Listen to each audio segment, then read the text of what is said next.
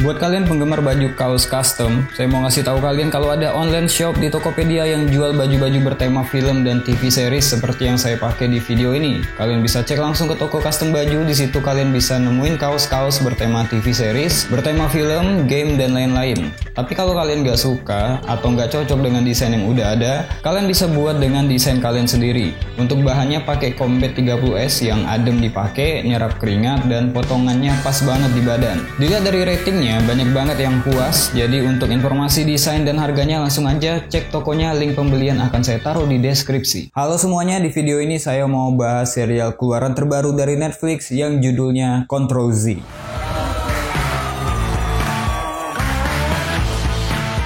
Serial ini adalah sebuah drama remaja anak SMA yang dicampur dengan bumbu thriller yang menurut saya dibuat dengan bagus. Di awal saya pikir serial ini keluaran Spanyol ya, karena mereka menggunakan bahasa Spanyol, tapi ternyata Control Z adalah sebuah serial yang berasal dari Meksiko. Baru saya sadar, ternyata Meksiko kan bahasa nasionalnya juga Spanyol ya. Dan karena ini drama remaja anak SMA, otomatis di dalamnya juga akan memperlihatkan unsur romance, apalagi ini dari Meksiko kan, yang menurut saya nggak jauh beda dengan Spanyol. Serial ini memperlihatkan romansa yang penuh gairah, yang terlalu nakal untuk dilakukan anak SMA, but it's okay lah. Jadi Control Z ini ceritanya tentang apa? Di episode-episode awal, kehidupan sekolah anak-anak ini tampak normal, sampai akhirnya seorang hacker berhasil membeberkan satu persatu rahasia para murid melalui jejaring sosial. Hal itu menyebabkan keadaan yang tadinya berjalan baik-baik saja menjadi kacau karena ulah si hacker ini. Yang tadinya menjadi rahasia sekarang udah nggak rahasia lagi dan menjadi konsumsi warga satu sekolah. Jadi sepanjang season kita akan ngelihat dampak perbuatan si hacker ini dan usaha mereka untuk mencari pelakunya. Awalnya saya pikir Control Z itu artinya undo. Tahu kan, kalau di Windows itu kombinasi shortcut Ctrl plus tombol Z itu artinya membatalkan perintah sebelumnya. Itu kalau di Windows ya, kalau di Mac OS kan perintahnya pakai tombol Command plus tombol Z. Awalnya saya pikir mungkin serial ini buat pengguna Windows aja. Yang pakai Mac nggak boleh nonton karena perintahnya beda.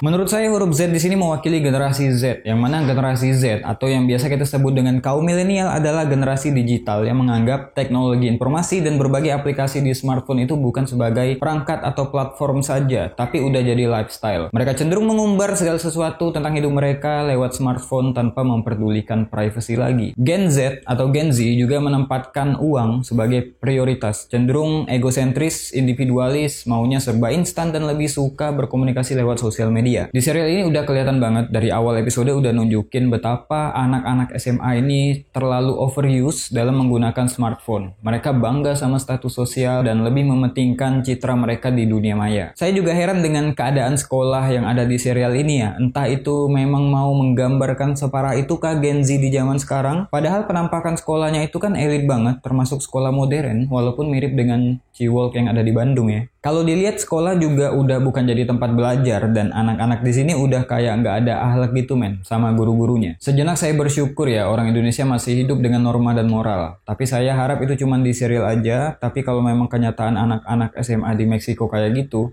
berarti memang parah sih. So kita balik lagi, jadi ketika hacker ini membocorkan rahasia gelap mereka ke publik, dia juga mengontrol mereka untuk menyerang satu sama lain dengan mengancam, kalau nggak mau rahasia kamu dibocorkan, kamu harus melakukan ini ke dia, melakukan sesuatu ini ke dia, dan seterusnya. Jadi Control Z di sini artinya para generasi Z yang lagi dikontrol sama hacker karena kebiasaan mereka yang nggak hati-hati dalam menggunakan teknologi. Ya ada sedikit unsur Black Mirror, sedikit lah ya. Lagian masih zaman gitu nyimpan rahasia di smartphone. Itu si hacker padahal membobol smartphone mereka itu mudah banget ya, cuman pakai akses wifi sekolah. Saya suka banget sama visualnya karena ini tentang Gen Z yang sibuk dengan smartphone mereka masing-masing. Jadi kalian akan ngelihat special effect virtual reality berupa hologram ketika mereka pakai smartphone. Entah itu browsing, merekam video, buat story, even take a selfie, dan special effect itu dibarengi dengan sound effect juga. Jadi di sekolah itu penampakannya udah kayak zona teknologi modern aja gitu, keren sih. Kayak mau ngasih highlight ke penonton bahwa anak-anak generasi Z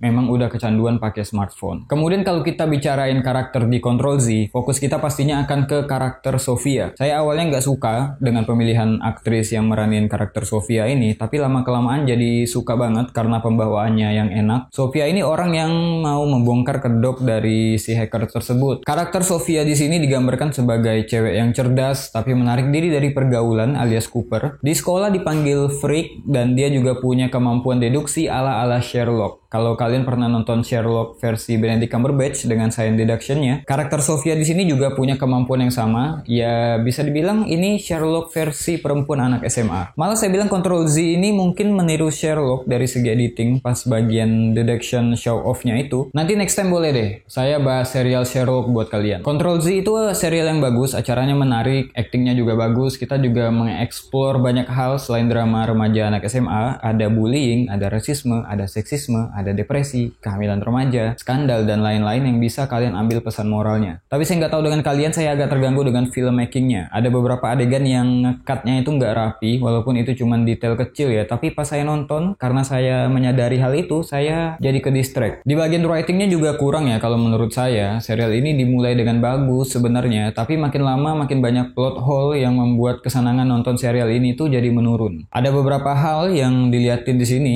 tapi nggak dijelasin apa sebabnya, seperti cerita tentang bapaknya si Sofia. Terus banyak bener adegan drama tambahan yang nggak memperdulikan lagi plot utamanya. Pemilihan soundtracknya juga nggak pas ya, contohnya adegan galau Sofia diiringi lagunya Billie Eilish. Dan saya nggak tahu gimana kalian menanggapi endingnya, tapi saya ngerasa nggak puas. Saya yang ngikutin serial ini dari awal berharap endingnya itu ngasih klimaks yang gimana gitu. Tapi ternyata sesuai dengan prediksi dan terlalu dibuat jelas banget untuk sebuah plot twist. Dan walaupun sosok hacker udah ketahuan dengan cara yang nggak masuk akal banget, tapi apa yang terjadi di endingnya masih menimbulkan masalah baru dan pertanyaan baru terkait nasib beberapa karakter. Yang jelas Control Z belum kelar di season 1, masih akan lanjut ke season berikutnya. Di season 1 terbilang singkat karena cuma punya 8 episode dengan durasi tiap episode cuma 30-40 menitan, cocok lah buat binge watching. Dan untuk acara ini, saya kasih skor 3/5. That's all I have for Control Z. Kalau kalian suka dengan konten review seperti ini dan mau dapetin update video selanjutnya, silakan. Terima kasih yang sudah nonton, sampai jumpa di video review TV series berikutnya. Saya Abis Saputra, to be continued.